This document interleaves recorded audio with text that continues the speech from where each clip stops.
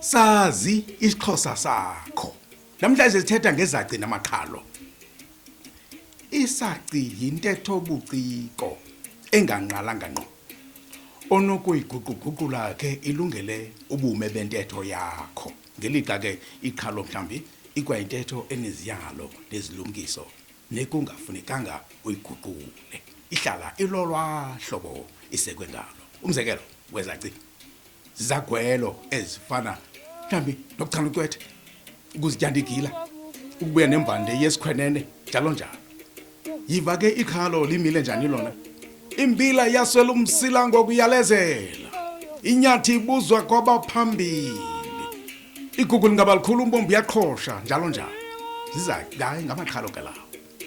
Intsingiselo xa usithi umuntu uyimbabala yolwantunge, oko kukuthi akabambeki, liyashasha, ongena kulithemba, lithi lilapha libe liphaya.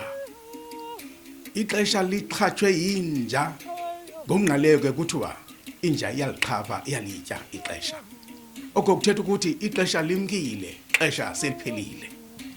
Uphinde mhlambi uthi ikati leleziko, ngomnqaleyo kuthiwa kulaa ndawo yokubasa kuphekwe kulele ikati. Intsingiselo ithi kuyalanjwa apho, akusaphekwa, kuba ukuba iziko belinomlilo, ikati ibingazolala kulo iziko elo.